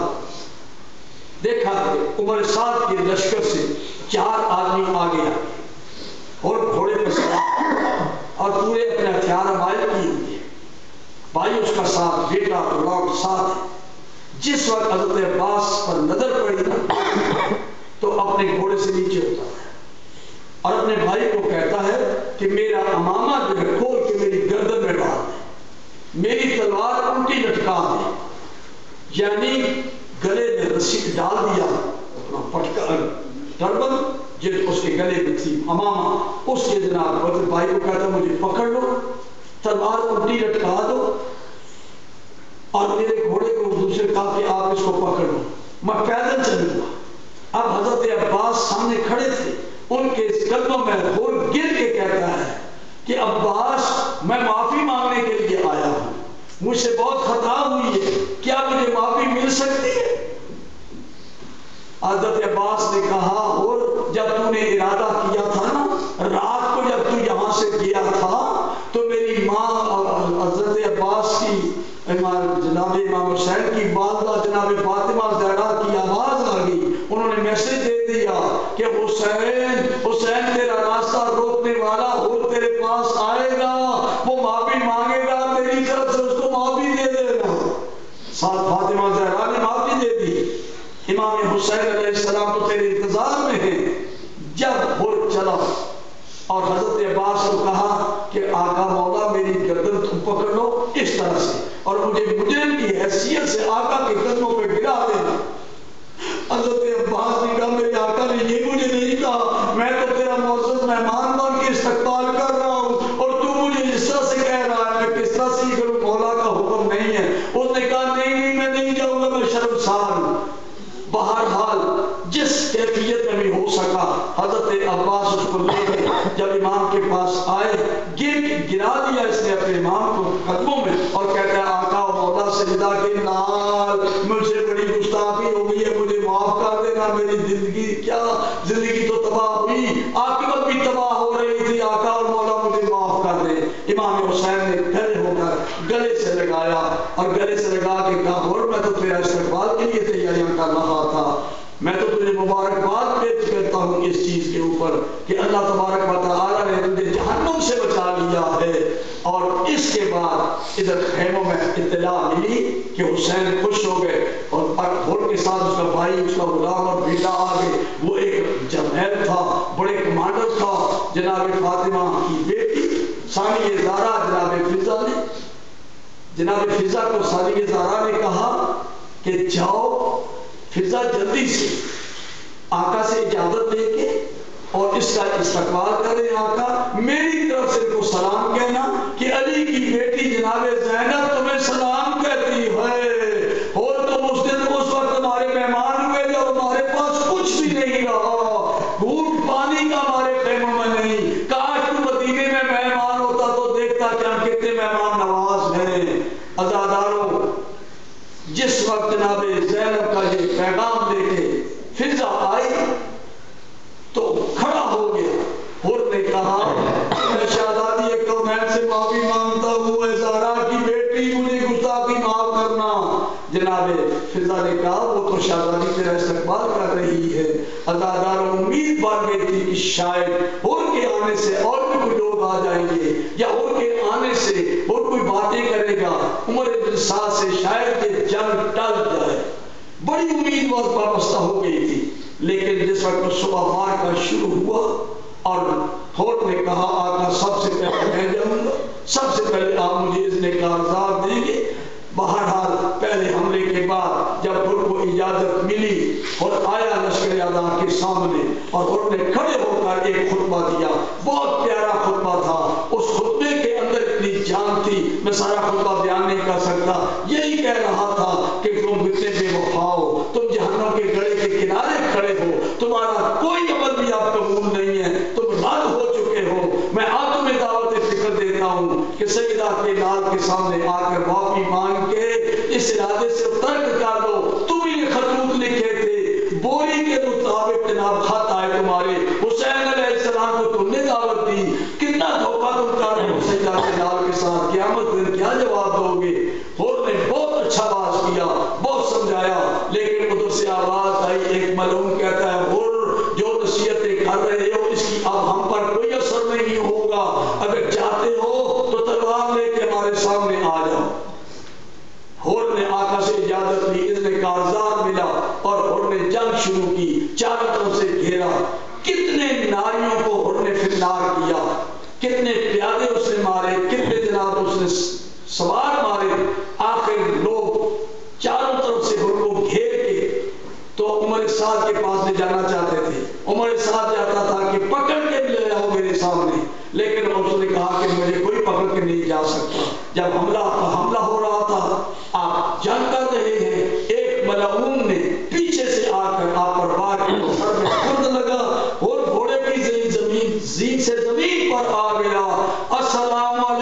ابن رسول اللہ، اے فرزند رسول، میرا آخری سلام قبول کرو، میں نے اپنا حق ادا کر دیا۔ امام حسین علیہ السلام کے کان میں آواز آئی کہ چاروں طرف سپاہی کھڑے ہیں، کوئی گھر کو پتھر مار رہا ہے، کوئی نیزہ مار رہا ہے، اور یہ تانے دے رہے ہیں کہ تم بڑے جلدی ہو گئی، تم نے کی، تم تو بڑے نام والے تھے، لیکن اچھا ہوا تم آج سب سے پہلے تم آئے ہو۔ اس نے کہا تم جاؤ، خبردار، فاطمہ زہرا کی کنیز نے مجھے بخشش کا پروانہ لکھ دیا، حسین نے جنت کے سردار نے پروانہ لکھ دیا، تم نہارے جہنم کا شکار ہو گئے۔ یہ جملے کہہ رہے تھے کہ امام حسین علیہ السلام آواز سن کے پہنچے، یہ لشکر سارا چھٹ چکا تھا۔ امام علیہ السلام نے دیکھا اور کا سر اٹھایا، اپنے زانو پہ رکھا، اور پھر آخری دم تھے، روح پرواز کرنے والی ہے۔ اب غور سے کہا امام حسین نے کہ غور دیکھو بڑے خوش نصیب ہو۔ امام نے اپنا رومال نکال کے غور کے منہ سے ریت ہٹائی، مٹی ہٹائی، اور چہرے کی زیارت کر کے کہا غور میرے نانا، میرے بابا، میری ماں سب تیرے انتظار میں ہیں، کوثر کے جام لیے ہوئے ہیں، اور جنت کا دروازہ تیرے لیے کھل گیا ہے، تو کتنا خوش نصیب ہے۔ کہتا ہے آقا و مولا، یہ آپ کی محبت ہے، فاطمہ زہرا کی الفت ہے، اور ان کا احسان ہے کہ میں جہنم سے نکل کے جنت کے راستے پر آ گیا۔ انا للہ و انا الیہ راجعون۔ امام علیہ السلام نے صحابہ کو بلایا کہ میرا یہ پہلا شہید ہے، جلدی جلدی صحابہ کو بلایا کہ حر کے لاشے کو اٹھاؤ اور فاطمہ کی بیٹی کے سامنے خیمے میں جا کے رکھو، ہم اس کا ماتم کریں گے۔ یہ خوش نصیب تھا اور کہ جس کا سادانیوں میں ماتم کیا۔ نوح خانی کی الا لعنۃ اللہ علی القوم الظالمین وسیعلم الذین ظلموا ای منقلب ینقلبون۔